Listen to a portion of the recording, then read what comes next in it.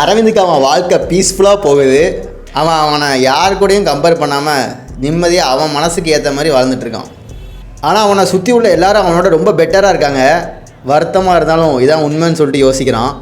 ஏன் எல்லாத்துலேயும் ஃபெயில் ஆகிறேன், லவ் ஏன் செட் ஆக முடிக்கு, ஏன் குண்டாக இருக்கேன் அப்படின்னு நிறைய திங்க் பண்ணிகிட்டே இருக்கான். சேட்குமார் மாறினான். சேட்குமாருக்கும் அவனை ரொம்ப ரொம்ப பிடிக்கும். சின்ன வயசுலேருந்து அவங்க அப்பா அவனை நிறைய இம்பார்ட்டன்ட் விஷயத்த சொல்லி கொடுத்து வளர்த்துருக்காங்க. அதுலேருந்து அவன் லைஃப் ஒரு ரேஸ்னு கற்றுக்கிட்டான்.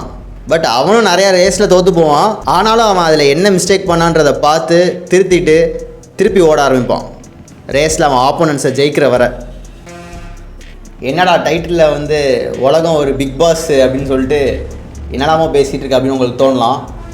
அதாவது லைக் நான் வந்து ஒரு டிஃப்ரெண்ட்டான எனக்கு ஒரு ஆங்கிளில் லைஃப்பை பார்க்க தோணுச்சு. ஸோ அதே இந்த வீடியோ கண்டென்ட்டாக போடலான்னு முடிவு பண்ணிட்டேன்.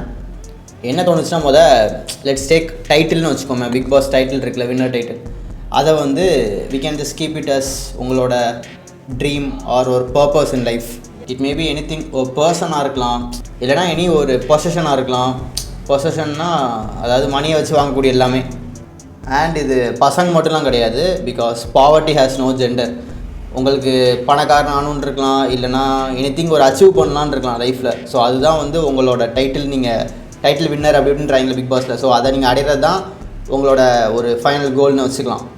எனக்கு இப்போ நான் என்னோடய பர்சனல் இதை சொல்லணுன்னா சாய்ஸ் என்னென்னா, எனக்கு வந்து ட்ராவல் பண்ணணும், உலகம் ஃபுல்லாக ட்ராவல் பண்ணணும், அதுக்கேற்ற மணி வேணும்.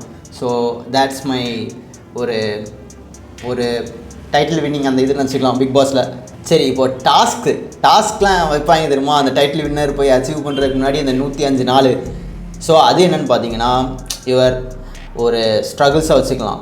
It's like task R the situation which you have to perform to win.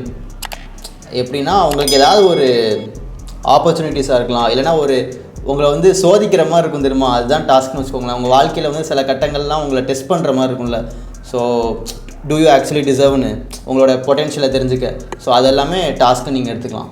So அந்த டாஸ்க் பண்ணுறப்ப உங்களுக்கு கண்டஸ்டன்ட் இருப்பாங்களே, கோ கண்டஸ்டன்ட், அவங்களாம் யாருன்னு பார்த்தீங்கன்னா ரியல் லைஃப்பில் காம்படிட்டர்ஸ். இந்த கண்டஸ்டன்ட்ஸ் ரியல் லைஃப்பில் வந்து உங்களோட காம்படிட்டர்ஸ். அது அவங்க சுற்றி உள்ள பீப்புளாக இருக்கலாம். இல்லைனா இப்போ எக்ஸாம்பிள் சொல்லணுன்னா, நீங்கள் வந்து ஃபஸ்ட் ரேங்க் எடுக்கணும்னு நினைக்கிங்க கிளாஸில், உங்கள் கிளாஸ்மேட்ஸ் எல்லாமே உங்கள் காம்படிட்டர்ஸ் தான். வேறு ஏதாவது பிஸ்னஸ்னு எடுத்துக்கிட்டிங்கன்னா அதுலேயும் காம்படிட்டர்ஸ் இருப்பாங்க. ஸோ இந்த மாதிரி காம்படிட்டர்ஸ் ஃபுல்லாகவே நீங்கள் கண்டஸ்டன்ஸை வச்சு பிக் பாஸ் ஹவுஸோட ரிலேட் பண்ணிக்கலாம்.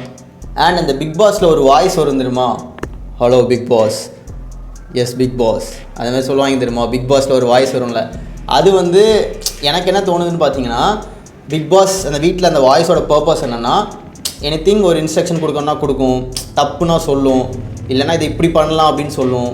ஸோ இந்த மாதிரி தாட்ஸ்லாம் உங்களுக்கு யார் கொடுக்கா? நீங்கள் தான், உங்கள் மைண்டு தான். ஸோ உங்கள் மைண்டு தான் இந்த பிக் பாஸில் வர வாய்ஸ் நீங்கள் எடுத்துக்கலாம், ரைட்.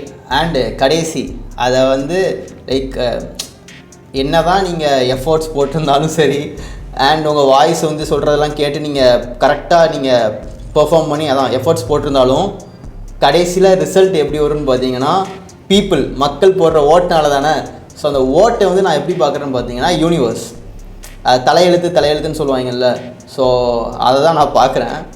உங்களுக்கு அது கிடைக்கும்னா கண்டிப்பாக கிடைக்கும், இல்லைன்னா நீ இன்னும் ட்ரை பண்ணால் கன்ஃபார்ம் வந்து அதோட பெட்டராக கூட கிடைக்கலாம்.